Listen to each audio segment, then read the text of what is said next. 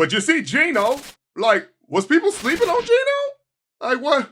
I think people didn't realize, Geno's like a quiet assassin, man. Like, Right. he was coming to work every single day and just getting better. Like, asking questions, throwing the rock, practicing his craft. And then, Russ got hurt last year. He comes in and he excels. And this whole offseason, I think he did the exact same thing. Worked hard, while everybody was like, yo, like they need to bring in a quarterback and all these different things. Nobody had faith in him. Geno just quietly worked. And I think that work that he put in the offseason is showing on the field. Because I don't think anybody expected him to play well. Like, even if they expected him to play good, Right. I don't think they expected him to play this well.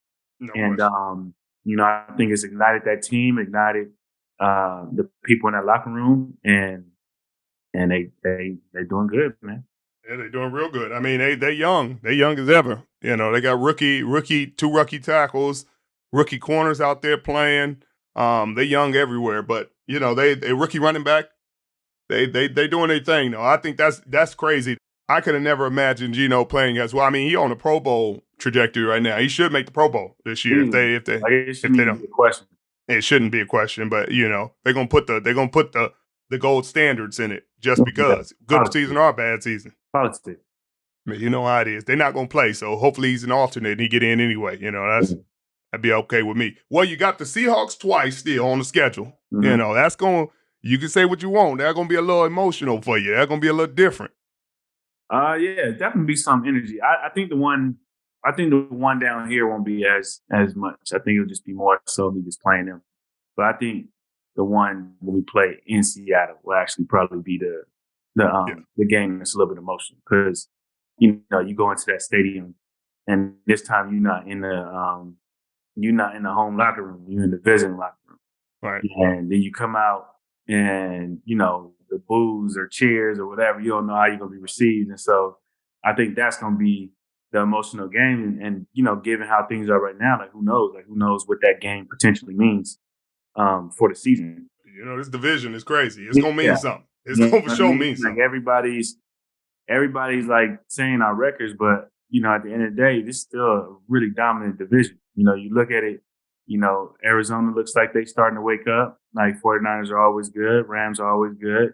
Seahawks are surprising a lot of people. So, we'll see by the end of the season. So it's been 7 months. So I can ask you about it now. I can say something about it. I can say something. Pete said he regretted how everything went down. How you feel about the Seahawks right now? It's going to be different when you're done playing and everything is cooled down. Things might have cooled already for you. Things might not have. But he said he regretted what he did and how it went down and all that. But you're doing good. You're playing well. How you feeling about everything? I feel fine, to be honest. Like I never had any like feelings per se towards people. I just think that the business, I'm really focused on business and handling business and going about business the right way. And that was not handled the right way. In my opinion. And I voiced my opinion. So a lot of people just assumed that the voice of my opinion about the business being handled the wrong way was just something that's going to last forever. Now, as a competitor, you feel like you had nothing left and they want to move on. From a business side, I understand it. I have no hard feelings. But as a competitor, yeah, when I play them and when I play period, I want to prove myself right and them wrong. So I don't have no feelings towards them per se. I think the people that I have feelings towards, they know. But I wouldn't say Pete's one of them. I wouldn't say John's one of them. I wouldn't say Jody's one of them. I wouldn't say 98% of the people in that building know that it's all love. But the fans know. And the fans know. The fans know where I'm at. You know what I'm saying? They still see me in Seattle. But there's a couple people in that organization, that business, that they know what's up. And, they know where my energy at. Right. And they're gonna have to feel that energy 2 more times. Speaking of that, when you come in, how you think you're gonna be received? Because I think it's the last game of the season, and and you come to Seattle, and when the Broncos came, the reception wasn't. It was different than what people expected. I don't expect the same for you. I think the circumstances are different. I think everybody, their understanding is different. But what you think?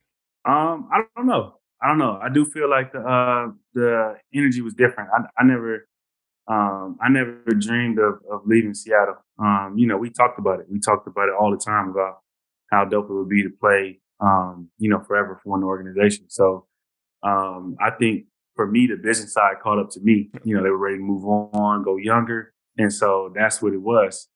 So, how I'm received, who knows? Hopefully good. But I understand if it's not. Right. I doubt it's going to be anything different. They'll still have your jerseys on. I might have your jersey on. I don't know.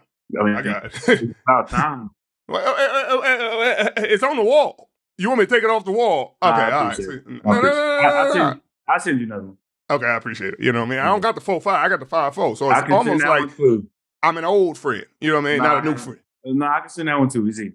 Okay, all right. Appreciate that. So you got the Broncos on Christmas. Does that one have any more meaning to you, or is it just another game? They kind of struggling right now. They 2-5, I think. Got to go to London and find a way to win. But obviously another ex-teammate. I don't think that game has like any weight outside of playing on Christmas. I've never played on Christmas before.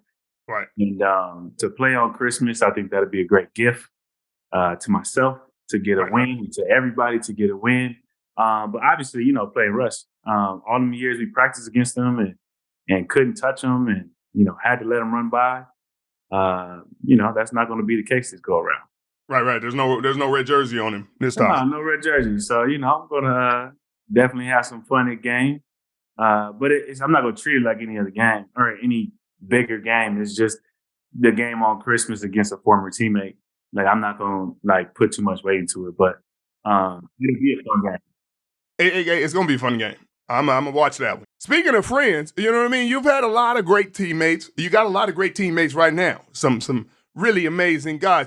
Who are some of your favorite teammates? I'm not going to say put a list together and rank them, but just put a list together. I'll rank them. I'm not going to rank no teammates. I'm going to rank them. I'm not going to rank no teammates. If you're going to rank them, I'll just say all of them. So then how do you rank them? No, I mean, I would say obviously the group that we played with, because we played with each other for so long.